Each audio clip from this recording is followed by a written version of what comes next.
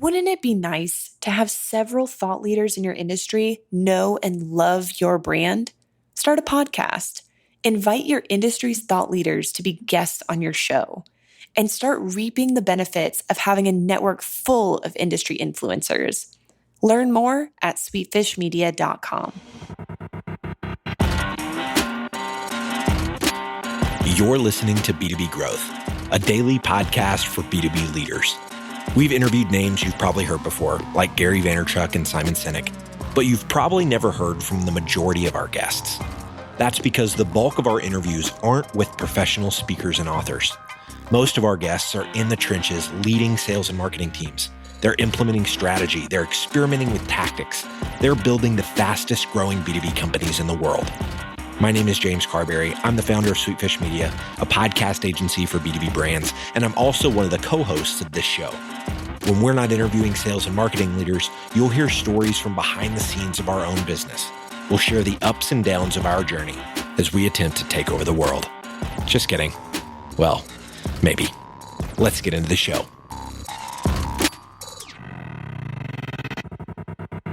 Welcome back to B2B Growth. I'm Logan Lyles with Sweetfish Media. I'm joined today by Mark Alba. He's the VP of Marketing over at Malwarebytes. Mark, how's it going today, sir? It's going great, Logan. How you doing? I am doing fantastic. The Broncos have won 2 in a row. We actually maybe have a quarterback for the future. We'll see. Not as good as your Niners. But the topic today is not football, although that's on a lot of people's minds right now. We're going to be talking about really defining this term that you and I were talking about offline, a growth architect, and what you call your 3 steps to go to market as you build a growth organization in the marketing function for your organization. So before we get into the topic today, though, Mark, let's give folks a little bit of context. Give us a little bit on your background and what you and the Malwarebytes team are up to these days. Sure thing. Thanks, Logan. Yeah, so I'm Mark Alba. I'm VP of Marketing at Malwarebytes. And for those of you that don't know, Malwarebytes is an endpoint security, cybersecurity company. We are focused on delivering protection and detection technologies that are protecting companies against malware, ransomware, and different exploits that target endpoints and users. I love it, man. So let's jump right in. I mentioned a term at the top of the conversation, growth architect. I think we should spend a little bit of time camping out on that, what it is and what it isn't. Growth is one of those terms, I think you ask 10 people, you get 10 different answers. So speak to this a little bit in how you define this term, growth architect. Sure thing. Yeah. So growth architect as a term, you can probably think it's a marketing term. What does it mean? It means everything and it means nothing. The reality for me and for the marketing teams that I have led, and especially in a highly volatile industry like cybersecurity, your customers they're literally constantly under attack. And we as vendors are obviously constantly under attack as well.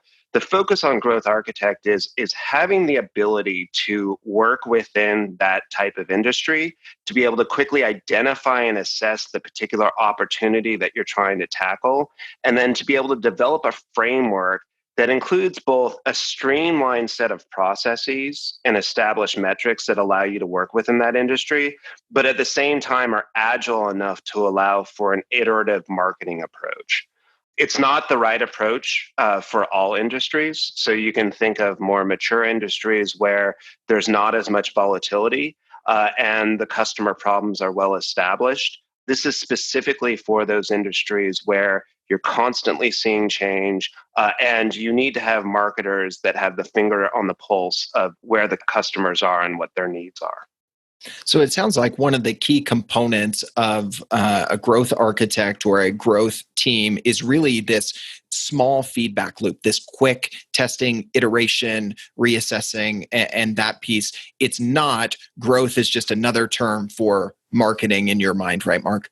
That's exactly right. Growth is not another word for marketing. I think growth is the product of having this framework in place.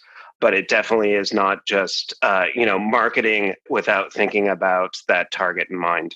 Yeah, so let's talk a little bit about org structure when you realize, okay, we are in a volatile market or we are, a high growth team, another area where, this definition of growth in your marketing structure will make a lot of sense. Tell us a little bit about how you've built out teams, how you look at the org structure when you have this growth mindset within your marketing org. Sure, sure. So first thing is any marketing organization, and I always say there's no excuse for not having this in place with the type of marketing martech technology that's out there to facilitate this. But the first thing is that you need to have a solid foundation that's built off of analytics and that has the ability to extract the customer insight that comes from various digital engagements that customers are already actively participating in.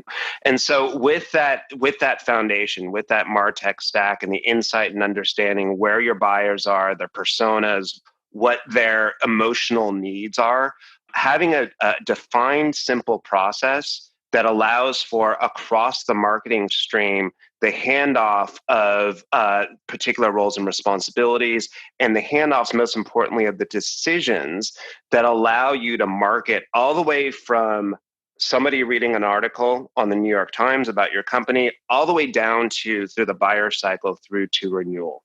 I talked about that MarTech stack. It is so hugely important that MarTech stack isn't just allowing you to execute on sending emails, but what is happening with those emails? Who is reading them? How are they reading them? How much time are they spending?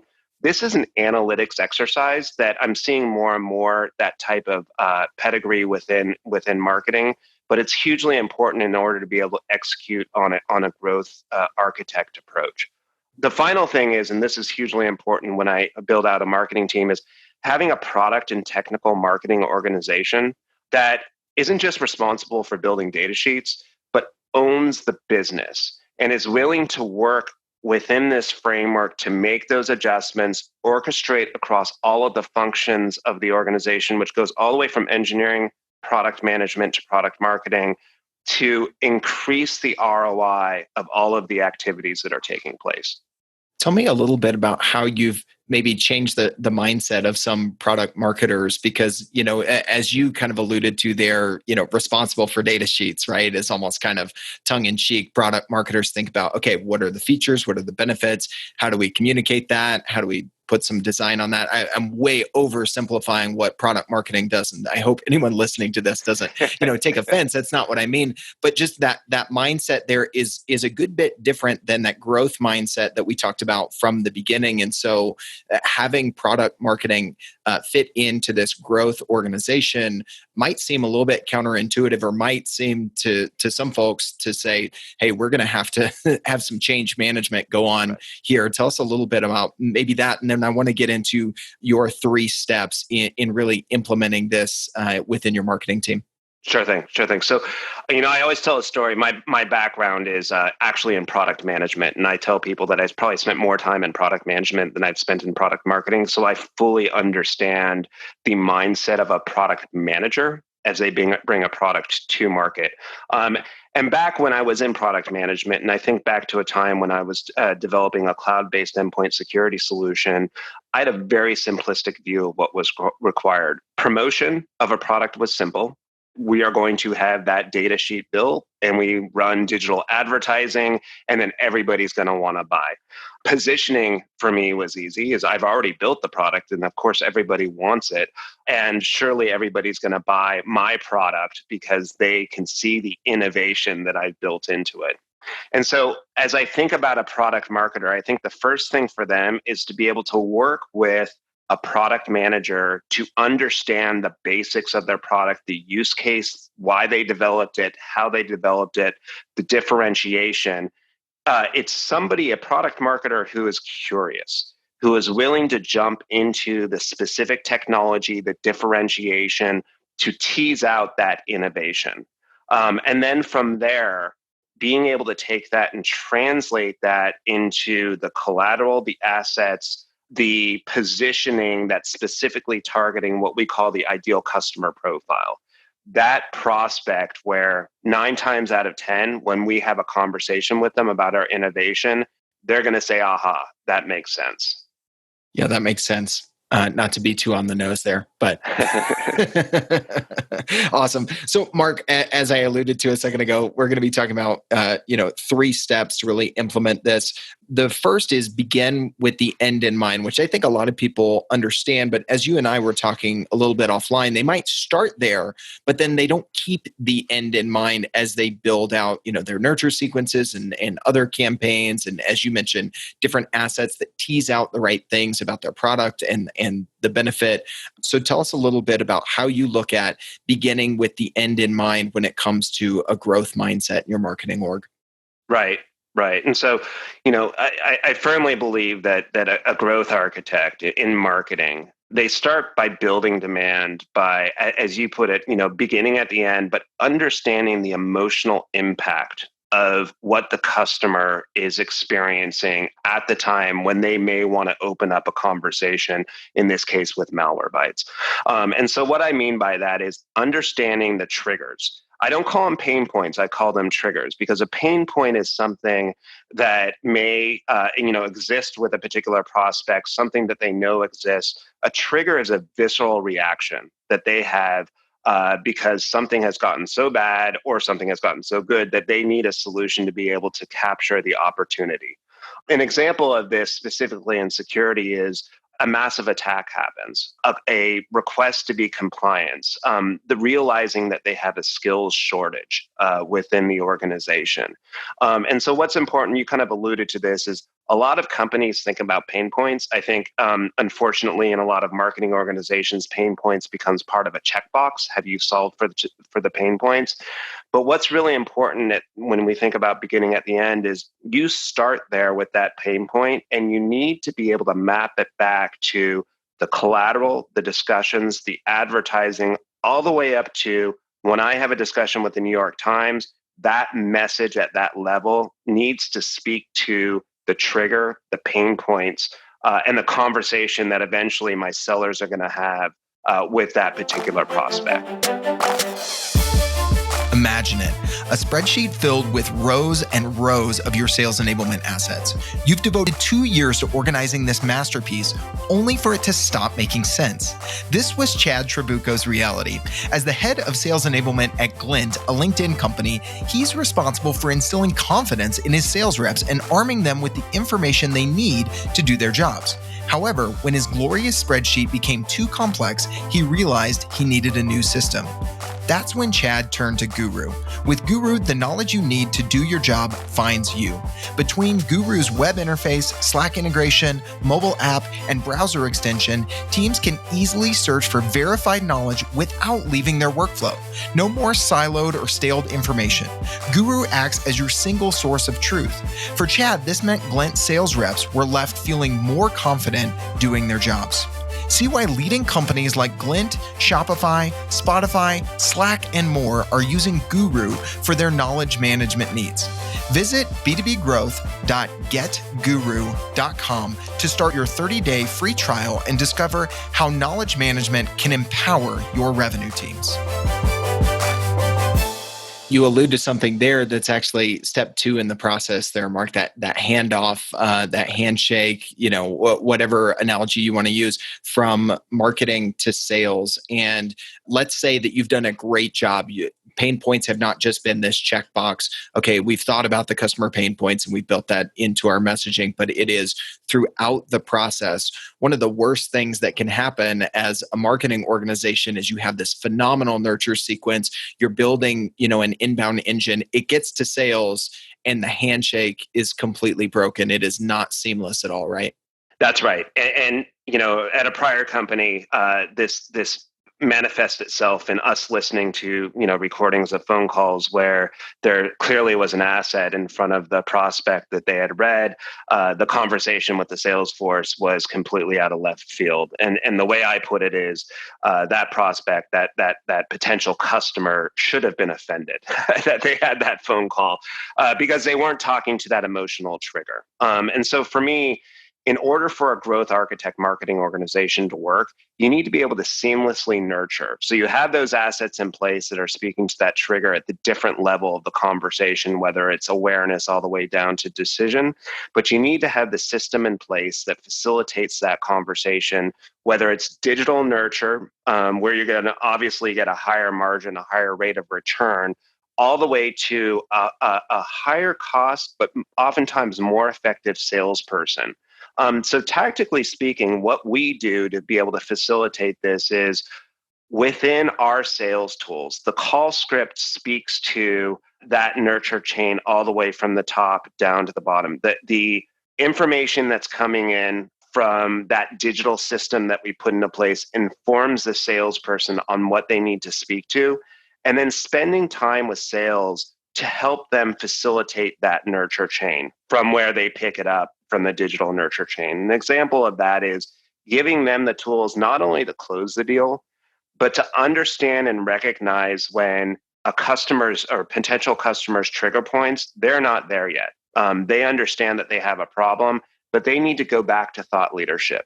And you can seamlessly move that customer back to that right solutions page where they can talk about thought leadership. Conversely, being able to move them down to the decision phase as quickly as possible. For me, it's, we deal with a lot of buyers and inside sales buyers that have very quick conversations.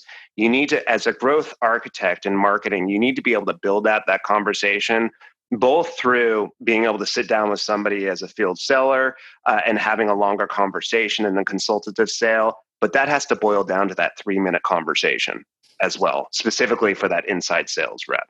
I've got 2 questions for you there. Sales and marketing alignment has been a hot topic all year long and probably longer than that. And oftentimes in recent episodes here on the podcast, Mark, 2 things. One, have you experienced where this stepping in and owning of those call scripts or influencing of those call scripts, you get some pushback from sales, and any thoughts on how to navigate that?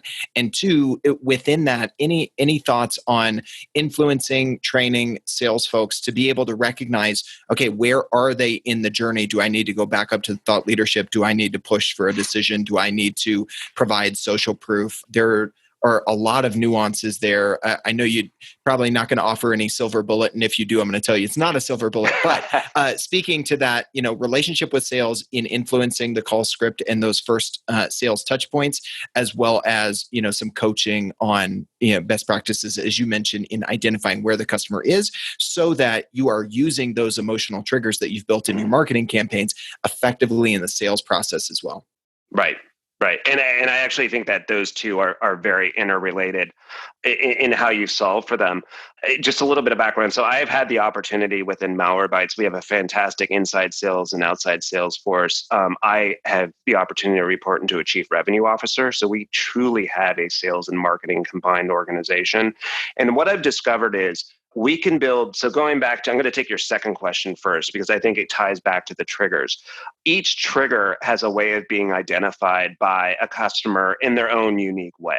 And the trick there is being able to understand, what are those words? What are those feelings that are going to come out that a seller needs to be able to recognize and to be able to very quickly pivot that person from one direction or another. And so what we've literally done, and this is very tactical in nature, is when we identify a trigger, we create a set of 10 words. And if you hear this particular word, you know that that person is ready to buy.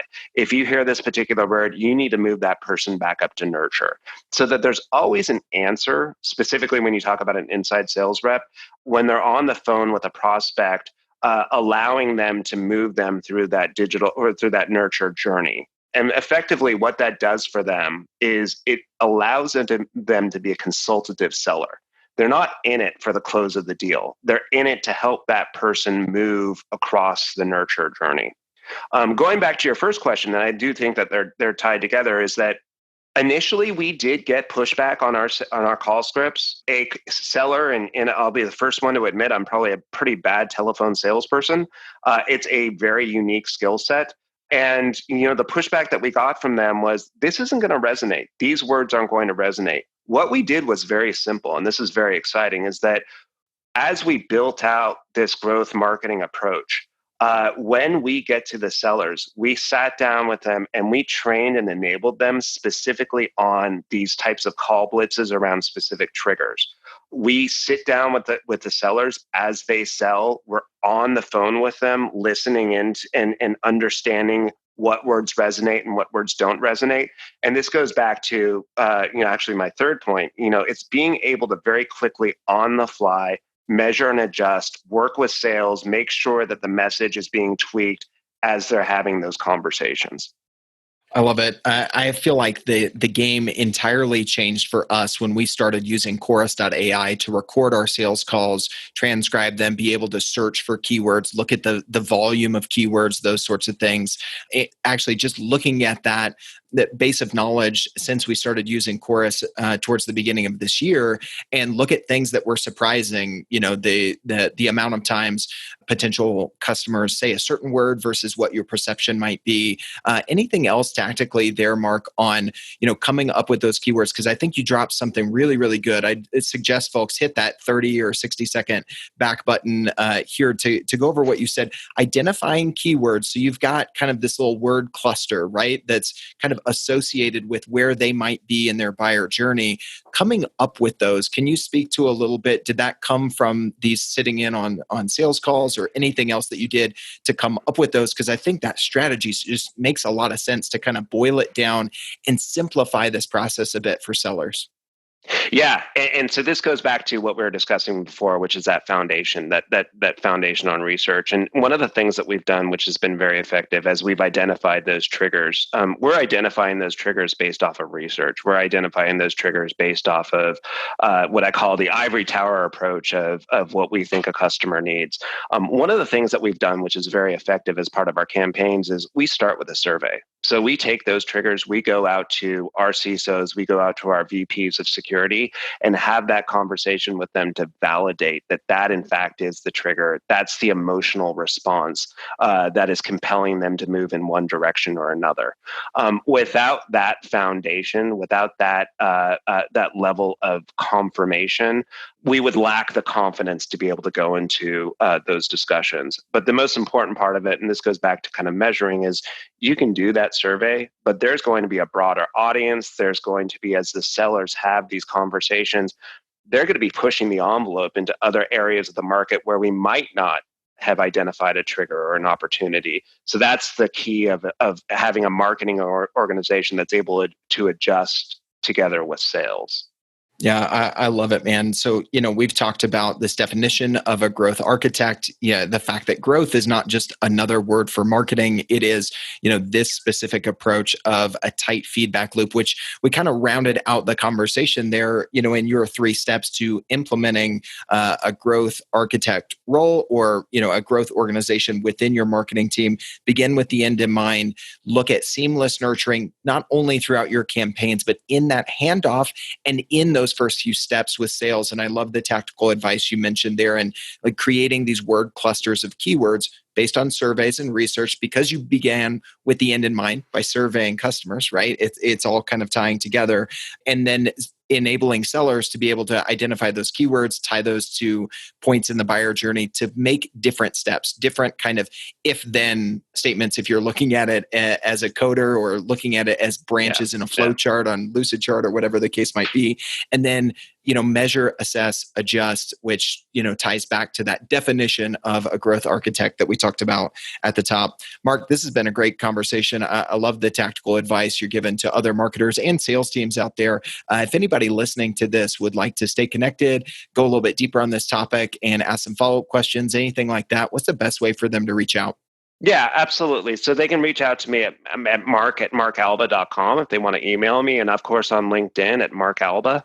And I also encourage people to take a look at the Malwarebytes website, where you can see a lot of how we're actually doing this from a digital standpoint and seeing the ties in from thought leadership all the way down to the information on our products. I love it, man. Thank you so much for being a guest on the show. This was a fun conversation. Absolutely. Thank you, Logan. We totally get it. We publish a ton of content on this podcast, and it can be a lot to keep up with. That's why we've started the B2B Growth Big Three, a no-fluff email that boils down our 3 biggest takeaways from an entire week of episodes. Sign up today at sweetfishmedia.com/big3. That's sweetfishmedia.com/big3.